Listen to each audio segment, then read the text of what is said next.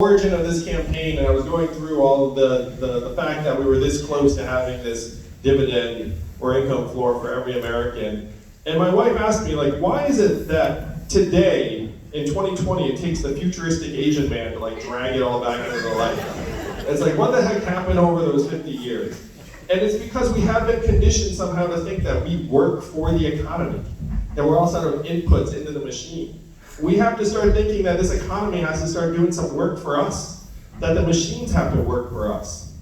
The purpose of our existence cannot be to feed the economy, which is really what it has become over the last number of years. It is grinding us up, New Hampshire, and it's about to get even more extreme, almost unfathomably extreme in the next number of months, years. I am friends with some of the foremost innovators in artificial intelligence, and they tell me that if people knew what was coming down the pike, they would be very, very concerned.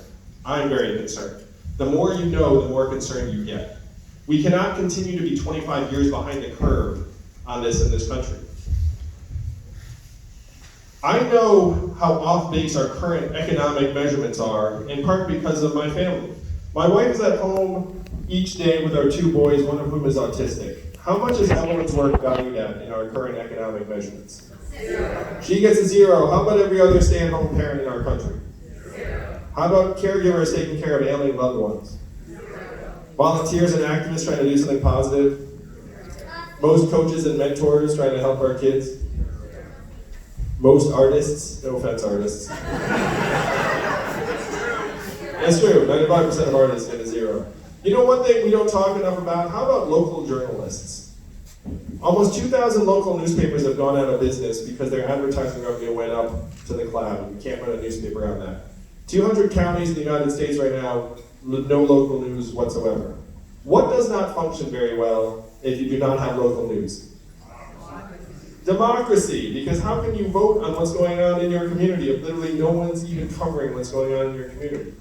Lebanon, these are the things we're supposed to care about most deeply in our lives. Our kids, our families, our community, our democracy, and they're getting zeroed out one by one by one. They're getting zeroed out because we have been conditioned to think that if the market doesn't like something, then it has no value.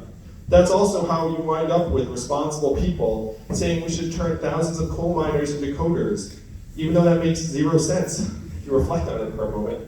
It only makes sense if you imagine that the market tells us what we're worth, and if the market says you no longer have value as this thing, we're going to pretend to turn you into this other thing that the market likes.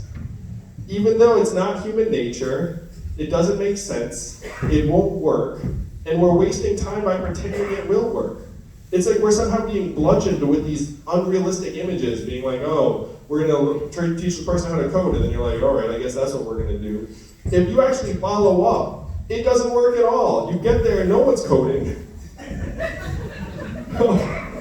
If there's one takeaway from this talk, it's this: no one is coding.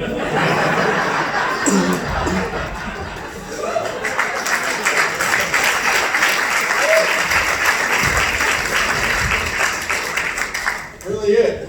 We have to turn this economy into something that will work for us and our families. And we have the potential to do it very, very quickly. Instead of worshiping the bottom line of these companies, I will measure our economic progress in our health and life expectancy, our mental health and freedom from substance abuse, our clean air and clean water, our kids' success rate, proportion of losses in retirement quality circumstances. These are the true measurements of our society's progress. I will make them our economic measurements, and I will present them to you every year at the State of the Union.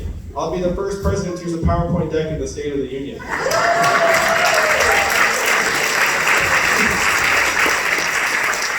Lebanon, it is impossible to solve a problem if you don't even acknowledge it. And if you use the real measurements, you would see we're in a mental health crisis in this country. We're in a wellness depression. We're in a civic engagement depression. These are the problems we have to start doing the hard work of solving. Donald Trump's our president today because he had a very clear and powerful message for our fellow Americans. He said he was going to make America great again. What did Hillary Clinton say in response? It's already great. America's already great. You remember that? It's been a long 3 years, I know. But it's now coming to an end.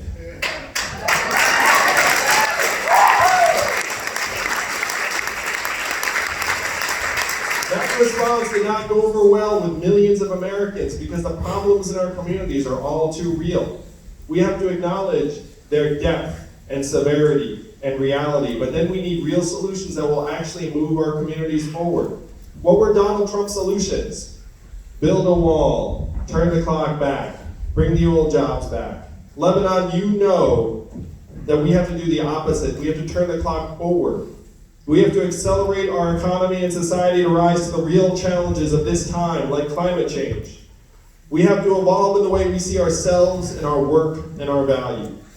I'm the ideal candidate for this job because the opposite of Donald Trump is an Asian man who likes math. Thank you all very much.